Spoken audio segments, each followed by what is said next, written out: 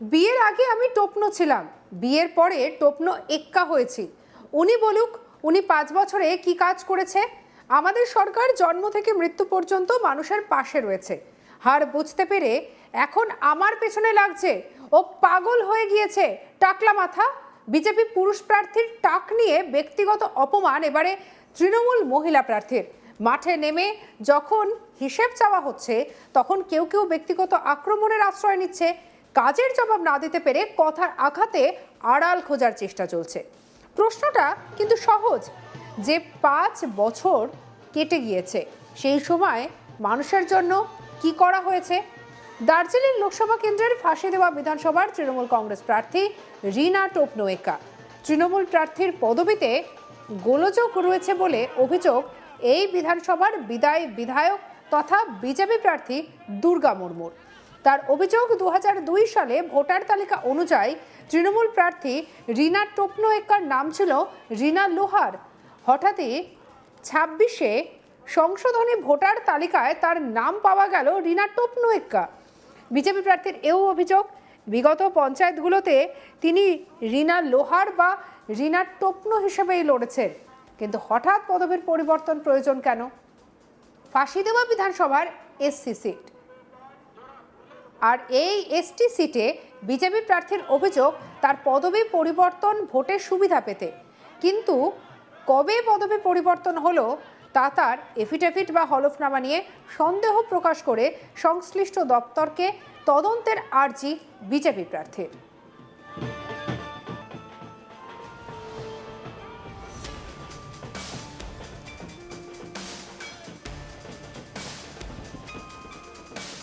BJP প্রার্থী দুর্গা মুর্মু বলেন, শুধুমাত্র আদিবাসী সমাজের সুবিধা পাওয়ার জন্য এই পদবীর পরিবর্তন। বারবার পদবি পরিবর্তন করা হচ্ছে, এক সময় টোপনো, এক সময় লোহার, আবার এক সময় এক্কা। এটা সঠিক তদন্ত হওয়া প্রয়োজন। আদিবাসী সমাজের ফায়দা লোটার জন্যই এই ধরনের কাজ। পঞ্চায়েত সমিতির নির্বাচন যখন তিনি লড়ছেন তখন এক ধরনের পদবি, আবার বিধানসভা নির্বাচনে আরেক ধরনের পদবি। এগুলো কি হচ্ছে? এটা নিয়ে কি পদক্ষেপ নেওয়া যায় সেটা আমরা অবশ্যই দেখব। কি বলছেন দুর্গা মুর্মু, শুনবো। দেখেন, আমরা যেটা আমার কাছে তথ্য আছে, ও প্রত্যেকবারে যে পঞ্চায়েত সমিতি লড়েছে সেটা আবার একটা আলাদা টাইটেল আছে। বারবার পদবি চেঞ্জ করা হচ্ছে। এই তৃণমূলের এই নীতি দিয়েই আপনি দেখেছেন এই পদবি চেঞ্জের মাধ্যমে একটা আদিবাসীদের একটা তারা সুবিধা নেওয়ার চেষ্টা করছে। আমি বলবো এটাকে যাতে তদন্ত সঠিকভাবে হোক, এবং যে ধরনের কেন এক সময় টপনো, কেন এক সময় এক্কা, আবার কোনো সময় লোহার, এই টাইটেলগুলো বারবার চেঞ্জ হচ্ছে কেন? তার মানে কি এগুলোর মধ্যে আমাদের আদিবাসীদের তার মানে ফয়দা নিচ্ছে এরা? আপনি এর আগেও দেখেছেন যে আদিবাসীদেরকে নিয়ে যেভাবে দ্রৌপদী মুর্মু তার বিষয়টাকে নিয়েও আপনারা দেখেন, এই আদিবাসীদেরকে নিয়ে বারবার কিন্তু এরা এমন একটা বিষয় আমরা দাঁড়াচ্ছি যে বাস্তব রিনা টপনোকে, রিনা লোহারকে, আবার আবার এক্কা আবার কে। তার মানে এটা তো দেখা যাচ্ছে যে কিভাবে তার নামটা উঠছে এবং আদিবাসীদের এই ফয়দাটা কেন সেভাবে নেবে। আমার বক্তব্য হচ্ছে যেটাই হোক না কেন, সরকারি একটা যে কোনো সাধারণ যদিও কিছু থাকে সেটাকে সরকারকে সঠিক মতো দেখে সেটাকে তদন্ত করে সেটাকে আমি মনে করব এই মুহূর্তেও কোনো অসুবিধা হয়নি। কেন এই বারংবার এই পদবি চেঞ্জ করা কি কারণে হচ্ছে আমরা সেটা জানতে চাচ্ছি।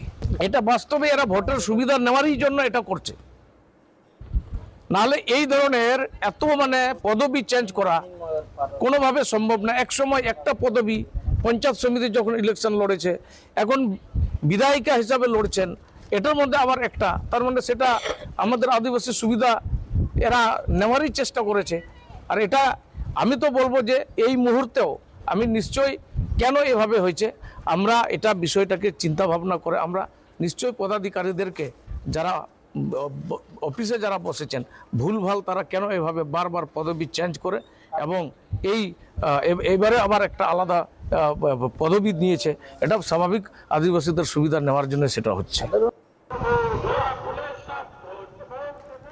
অন্যদিকে অভিযোগকে কেন্দ্র করে তৃণমূল প্রার্থী রিনা টোপনো এক্কা কোনো প্রকার সদুত্তর দিতে পারেনি। কি বলেছেন শুনবো। এই যে ইলেকশন, এটা হলো একটা বিধানসভা ইলেকশন, উন্নয়নের নিয়ে কথা বলতে হবে, নাকি ব্যক্তিগত কথা, এটা কিন্তু ওরা অনেক ভুল করছে। আর প্রমাণ আমার কি বলবো, আমি তো আদিবাসী, আর এটা না যে আমি নিজের টাইটেল চেঞ্জ করে বলে আমি হয়েছি। আমার জন্মস্থানই কমলা বাগান, আমার বিয়ে হয়েছে কমলা বাগান। ওকে বলুন বা আসতে বলুন, আমার ওইখানে গিয়ে আমার হিস্ট্রিটা চেক করে নিবে। শুনেন, স্বামীর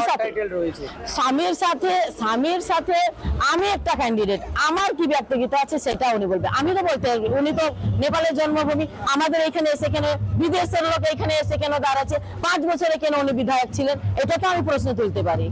শুনেন, এটা এসটি এলাকার, এসটি বিধানসভার আমি প্রার্থী, আর আমি এসটি, আমি আদিবাসী, এটা একটা প্রুফ আছে। আমি কার সাথে বিয়ে করছি, কি করেছি, সেটা নিয়ে কোনো ফার্ক নেই। আর উনিও যার সাথে বিয়ে করছি উনিও হলেন একটা আদিবাসী। টাইটেল যেমন আমি মুন্ডা, আমার টাইটেল হয়ে গেল টপনো। লোহারদের টাইটেল একা হতে পারে না, মিন্স হতে পারে না, লাকড়া হতে পারে না। তো জাতি আলাদা হয়ে গেছে, টাইটেল আলাদা হয়ে গেছে, ওকে বুঝতে হবে। এত বছর বয়স হয়ে গেছে, বুড়া হয়ে যাচ্ছে, জানে না টাইটেলটা কি সেটা। পঞ্চায়েত সমিতি নির্বাচনে দেখা গিয়েছিল, হ্যাঁ, পঞ্চায়েত সমিতিতে আমার রিনা একটা ছিল। আমি তখন বিয়ে হয়ে আমি বোরের টাইটেলটা দিয়েছিলাম, ঠিক আছে। কিন্তু দেখছি আমি যে কোথাও গেলে আমার সব ডকুমেন্টস, আমার বার্থ সার্টিফিকেট, আমার স্কুল সার্টিফিকেট, আমার টপনো দিয়ে আছে। তো সেই জন্য আমি মাঝখানে টপনোটাও আমি ঢুকালাম। এই যে একটা অভিযোগ তুলছে যে ভোটের সুবিধা নিতে আপনি আদিবাসীদের আবেগ নিয়ে খেলছেন, এটা কি বলবেন? আমি বুঝতে পারতেছি না, পাগল হয়ে গেছে, টাকলা মাথা পাগল হয়ে গেছে নাকি? আমি কি সুবিধা নিতে চাচ্ছি, ওকে বলেন, জিজ্ঞাসা করেন যে আমি কি সুবিধা নেওয়ার জন্য এরকম করছি। ভোটের সুবিধা আমাদের হলো উন্নয়নের সুবিধা। উনাকে বলুন 5 বছরে কি করেছে, একটা ফোনও তুলেনি। যে ওনার জন্য লড়াই করছে, ওকে ফোনে বলছে আমি তোমাকে চিনি না, তুমি আমাকে ভোট দেওনি। একটা বিধায়কের কাজও উনি সিপিএম করো, কংগ্রেস করো, তৃণমূল করো, বিজেপি করো, সবার জন্য একটা বিধায়ক হয়। এই নিয়ে আমাদের কালিক পার্থ প্রতিম দাসের কি রিপোর্ট দেখাবো। এবার ফাঁসি দেওয়া বিধানসভা কেন্দ্রে তৃণমূল প্রার্থীর পদবি নিয়ে রীতিমতো অভিযোগ তুললেন ফাঁসি দেওয়ারই বিদায়ী বিধায়ক তথা এবারের বিজেপি প্রার্থী দুর্গা মুর্মু। তার অভিযোগ, 2002 সাল নাগাদ যে ভোটার তালিকা, সংশোধনী যে ভোটার তালিকা প্রকাশিত হয়েছিল, সেই ভোটার তালিকায় এবারের যে তৃণমূল প্রার্থী ফাঁসি দেওয়া বিধানসভা এলাকায় তার নাম ছিল রিনা লোহার। যদিও বা সে সূত্রে তাদের অভিযোগ যে রিনা লোহার বিয়ের আগে ছিল রিনা টোপনো, বিবাহের পর তিনি হয়েছিলেন রিনা লোহার, এবং তার স্বামী সহ তার যে গোটা পরিবার রয়েছে তাদেরও পদবি ঠিক লোহারি।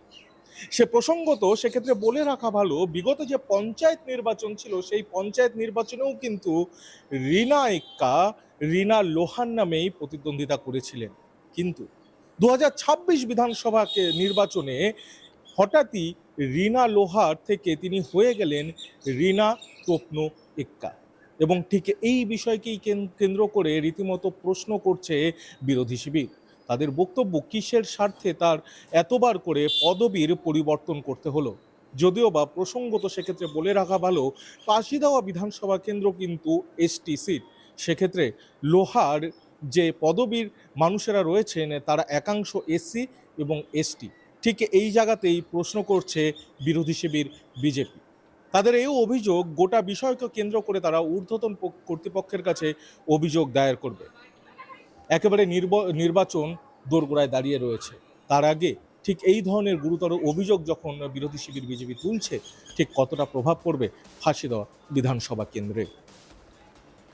সঙ্গে রাখুন আজ তাক বাংলাকে। আপনার মতামত জানান কমেন্ট সেকশনে, সাবস্ক্রাইব করতে ভুলবেন না।